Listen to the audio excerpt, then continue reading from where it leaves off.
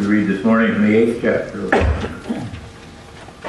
Jesus began to teach them that the Son of Man must suffer many things, be rejected by the elders, the chief priests, the teachers of the law, and that he must be killed, and after 3 days rise again.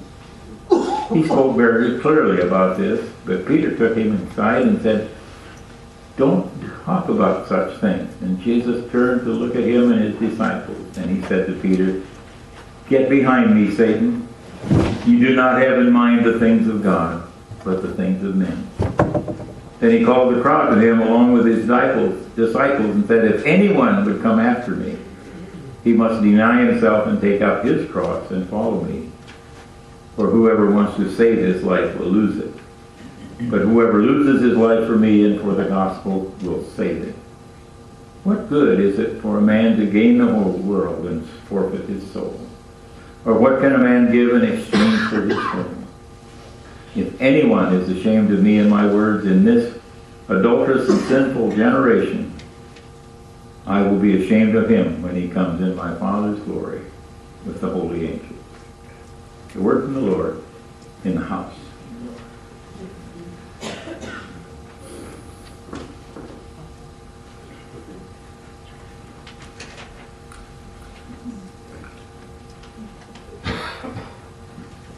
I wouldn't like it either. If someone told me that they were quitting on me, that they were leaving me, that I was no longer important to them. And Peter felt totally left out because Jesus has now said, "I'm going to die, and in 3 days I'll come back." And I'm sure every one of them said, "Yeah, in 3 they're going to kill you and you're going to come back." "Sure you will. We know that. You promised you. Sure. We believe that." They didn't. They didn't have a handle on what Christ was trying to tell them. They didn't yet have a handle on why he was here. All of these things that around Jesus were numbered and planned. None of this happened by accident. None of this just came about. God had a plan in mind when he sent Christ. Now, if we read the Old Testament and believe it, and we read the New Testament and believe it, then we have to understand that God didn't have a perfect plan in the beginning, because we let him down. He had a perfect plan, but he included us in it, and that messed it up pretty good. We can be sure that if there's 3 of us, that if there's one of them as chairman, we'll never get anything but a tie vote on anything. So. But Jesus came to tell them. He came to show them. He came to let them believe, and they just didn't get the message. When he was on the ship, he got on the boat and he said, "We're going to go to the other side." And out in the middle of Jordan, the storm came up, and they got all worried, and they had to wake him up because the storm didn't bother him. But he slept. Why did he sleep? He slept because he was human, because he was tired. How could he sleep through a storm? Because he had confidence in the one who sent him. The disciples woke him up, right? Said, "We're going to die." And he said, "Hush," to the wind, and it stopped. And he calmed the sea. The disciples were wondering who he is now. And now he tells them, "I'm going to die, and 3 days I'll come back." Why don't they begin to understand? Of course, I realize they never had the book to read like we do. We've read it through, and we've seen we've seen all the movies. They make all the movies about it, and so we can be assured that he is going to come back, or they couldn't have made a movie about him coming back. So Hollywood has convinced us again that God is real, even though they do their best to convince us God doesn't exist. But isn't it a natural thing? Isn't it a natural feeling to be let down, to be totally disappointed when someone announces that? I've had a couple of sales managers who said, "Well, I'm one of them said, I'm being replaced, and we all went, but we had a couple also that when they said, I'm changing my level with the company, I'm moving on to this or that. And we wanted to say, no, you can't do that. It's going to make things different. It's going to make things uncomfortable. That's what the problem is we don't want to have to see Jesus in a new light. We don't want to have to see Christ in a different manner than we've gotten very used to and very comfortable with, because it will make things different.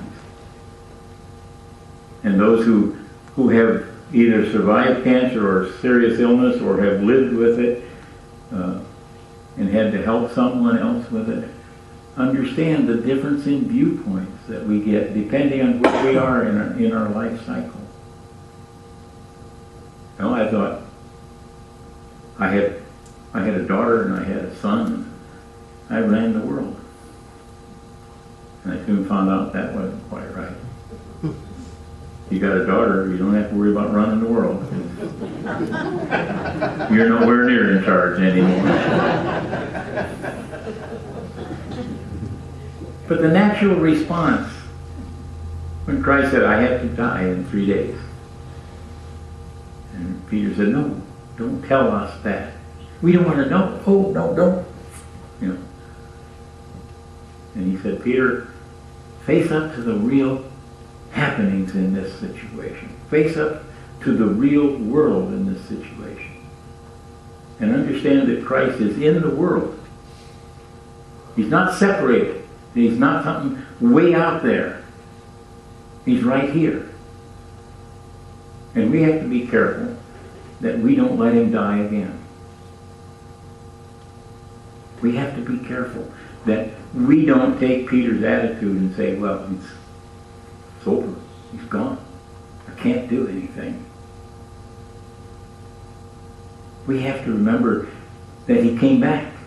We have to remember that the promise he made to Peter and to the other apostles was, I'll be back in 3 days. And then we'll go from there. And that was the awakening for the apostles, was he was finally having to demonstrate the promises that he had made.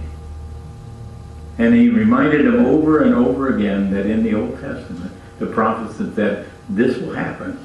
And it did. This will happen, and it did. Hundreds and hundreds of prophecies were made about him, and he fulfilled them all. And yet when he said to the apostles, the elders will have to kill me. Not because they wanted to, but because it had to happen. Oh, they thought they were in charge. They thought, oh, we'll get rid of this guy, and all of this stuff will peter out. Because in Acts it says that many people came announcing and developing a group to hang around them, and when they were gone, the group disappeared. And they said, all we have to do is kill Jesus, and we won't have to worry about these followers of his anymore. And Jesus said, they have to kill me. It's part of the plan. I have to die that you might live. And that's a promise that's hard to get your mind around, that someone else has to die for me to live. Someone else has to make a sacrifice for me to be cleansed. Somebody else has to do things for me. But it doesn't relieve me of the responsibility of doing things for myself.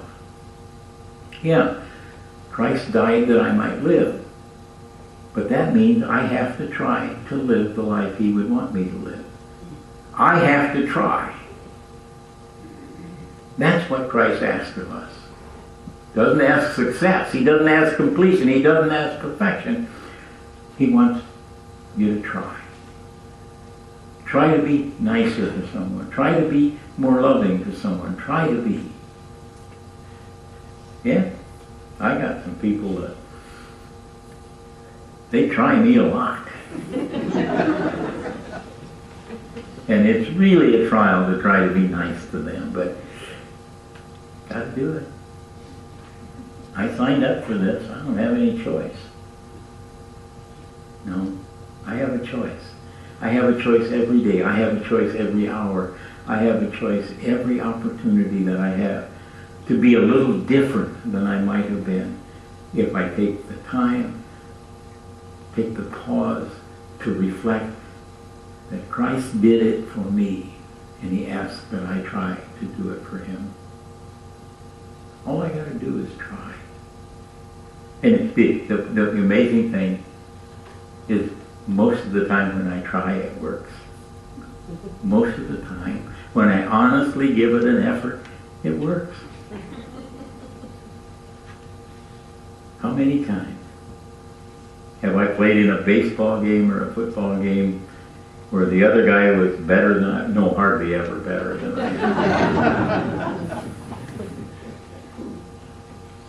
I still remember distinctly, we played, when I was quite young, with Leach playing Legion ball, and we faced a left-hander who had the biggest hook you ever saw. Ooh, that thing. And he would flip his glove every time he was going to throw the curve. He tipped it off. We couldn't touch it. We tried. That's all we could do. We tried. Because there was a power in him that was greater than the power in my bat. And it reminded me always that it doesn't mean that I have to be best when I try. It doesn't mean I have to succeed. It doesn't mean I have to get a hit off of a better pitcher than I am better. It means that I have to give an honest effort of everything I do in my life. It's easy to use sports vernaculars because we're all familiar with them. It's easy to use sports illustrations because we know about them. But we need to try everything. My daughters, two youngest daughters, will tell you the first time I tried to do pork chops in the microwave. It's sad. And I followed the directions. Unfortunately, we had thin cut. And I made clay pigeons out of it. But I tried. They've never forgotten. Maybe we ought to be that way. Maybe we ought to recognize the trials of other people around us and never forget the effort they put into being different for us. Peter said, don't tell us that, Lord. Don't tell us you're going to die. We don't want to hear that. He never said, don't die. He didn't say, don't do those things. He simply said, don't tell us. We don't want to know. Because we don't want to have to deal with what's next. As long as Jesus was with them, everything was fine. They went through the countryside, they traveled, they talked, they learned, and then he said, it's going to be different. And we hate different. But he makes us different. So we need to learn to love being different. Try it. Amen. Victory in Jesus, number 370. And if you will.